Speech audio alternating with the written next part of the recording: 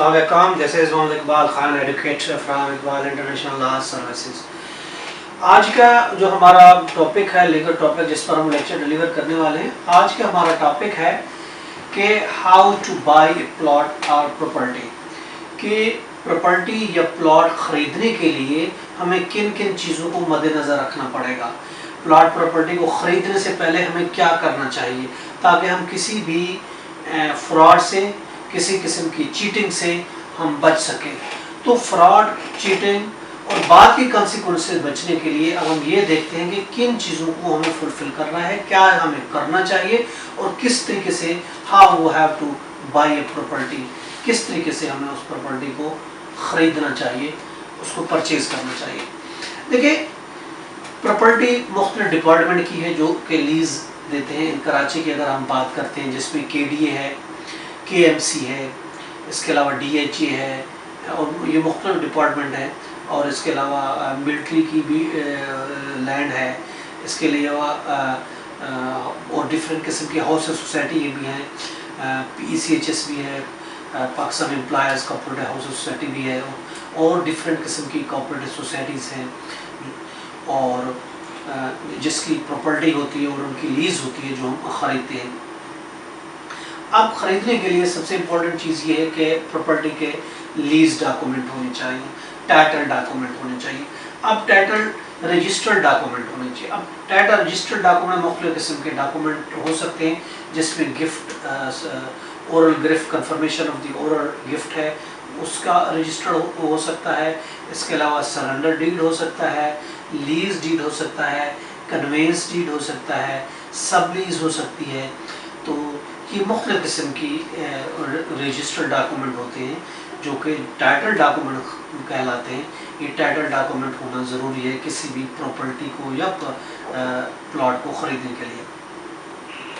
अब इस ख़रीदने के लिए देखें, या तो हम डायरेक्ट ख़रीदते हैं या तो प्रो पावर ऑफ अटॉर्नी के थ्रू खरीद, दो तरीके से ख़रीदा जाता है। एक तो यह डायरेक्ट मतलब जो मालिक है, जो टाइटल डॉक्यूमेंट्स का मालिक है, जो ओनर है, ओनर उस प्रॉपर्टी का है, अगर उससे ख़रीदेंगे तो डायरेक्ट हो जाएगा। अगर उसके किसी नॉमिनेटेड अटॉर्नी के थ्रू भी दूसरा तरीका है, हम ख़रीदें उसके किसी नॉमिनेटेड अटॉर्नी के थ्रू ख़रीदें। अगर उसको कोई नॉमिनेटेड अटॉर्नी है, पावर अटॉर्नी है, पावर अटॉर्नी भी याद रखें रजिस्टर्ड होनी चाहिए। अगर रजिस्टर्ड पावर अटॉर्नी है, उसका नॉमिनेटेड है, तो उसके थ्रू भी हम प्रॉपर्टी जो है वो ख़रीद सकते हैं। अब उसके बाद एक तो हमें जो टाइटल डॉक्यूमेंट है, उसके अलावा दूसरे रेलेवेंट डॉक्यूमेंट भी चाहिए होती है, वो भी उसको चाहिए कि हमें देने चाहिए अगर हम प्रॉपर्टी परचेज कर रहे हैं। जैसे अलॉटमेंट ऑर्डर है, पोजीशन ऑर्डर है, ट्रांसफर ऑर्डर है, लीज है, या इससे पहले के जितने भी समटाइम ऐसे उसे कन्वेंस डीड होती है, एक ने खरीदी, दूसरी ने, तीसरी, उसके जो भी डॉक्यूमेंट है उसके कन्वेंस के, सेल डीड के, वो भी मौजूद होना ज़रूरी है। अब सबसे पहले तो तरीक़ाकार ये होगा, इनके पास डॉक्यूमेंट होने चाहिए। वो हम देखते हैं बाकी इसके पास डॉक्यूमेंट है तो हम उनके डॉक्यूमेंट की, उनके NAC की कॉपी ले लें और उसकी सबसे पहले हम उसकी वेरिफिकेशन कराएं। वेरिफिकेशन कराने के लिए देखें दो तरीके हैं।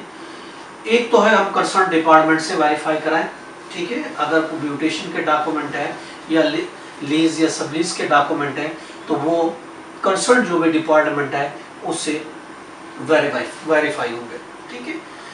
जैसे DHA के है तो मिलिट्री स्टेट ऑफिस है, ऐसे KMC के हैं, KD के हैं, तो जिसके भी हाउस सोसाइटी के हैं तो या तो हम उनकी वेरिफिकेशन हम उस मुतल्लिका डिपार्टमेंट से कराएं। और दूसरा है सब रजिस्ट्रार। देखिए, सब रजिस्ट्रार से भी जो डॉक्यूमेंट जो भी रजिस्टर्ड होते हैं उसका रिकॉर्ड बनता है और उसका एक सेंट्रल रिकॉर्ड ऑफिस भी है, फोटो रजिस्ट्रार ऑफिस के पास भी होता है।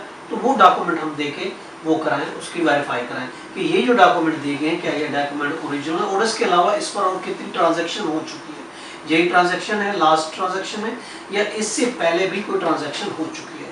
तो ये इसको वेरीफाई कराना ज़रूरी है। और जब सब चीज़ वेरीफाई हो जाती है तो उसके बाद हम एग्रीमेंट ऑफ सेल करते हैं। एग्रीमेंट ऑफ सेल करते हैं कि ये हम चीज़ें एडवांस दे रहे हैं, बाकी ये पेमेंट होगी। और जब हम पेमेंट करेंगे इतनी हद से उसमें डेट लाजमी उसका तयन होना चाहिए, तो ये ओरिजिनल डॉक्यूमेंट डिलीवर होंगे और पोजीशन डिलीवर होगा। उसमें टाइम होना चाहिए कि इतने टाइम के अंदर अंदर फुल पेमेंट होगी और फिर उसमें जो ओरिजिनल डॉक्यूमेंट दिए जाएंगे और पोजीशन दिया जाएगा, ये चीज़ मेंशन होना ज़रूरी है।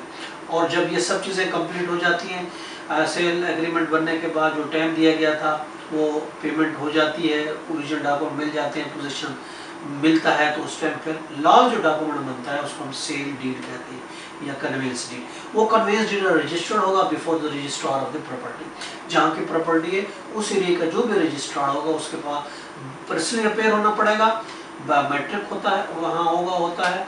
इसके अलावा वहाँ थंब इम्प्रेशन लगता है, पिक्चर्स लगती हैं, उसके सिग्नेचर होते हैं, NIC वेरीफाइड होता है, ये सब चीज़ें होंगी। उसके बाद वो डॉक्यूमेंट रजिस्टर्ड हो जाएंगे और अर्जेंट है तो जल्दी मिल जाएंगे, अगर नॉर्मल है तो बाद में मिल जाएंगे। ये एक तरीकाकार है। तो प्रॉपर्टी खरीदने से पहले ये लाजमी है कि हम उसकी वेरिफिकेशन कराएं और उसकी सर्च सर्टिफिकेट लगाएं कि सर्च कराएं कि इस प्रॉपर्टी पर कितनी ट्रांजैक्शन हुई है, क्या ये ट्रांजैक्शन आखिरी है या ऐसा समटाइम ऐसा होता है पहले किसी और को उसने किया होता है, कर दी होती है और हमें अब करना चला होता है। तो इसलिए ये करना ज़रूरी है कि वाकई ये मालिक है और कोई ऐसे पहले कोई ट्रांजैक्शन इस प्रॉपर्टी पर तो नहीं हो सकी, तो तभी उसके बाद हम प्रॉपर्टी को आगे बढ़ें और परचेस करें। आज के लिए इतना ही काफ़ी, और नेक्स्ट वीडियो के लिए हमने नेक्स्ट टाइम हाजिर होंगे, उस वक्त तक इजाज़त दीजिए। अल्लाह हाफ़िज़।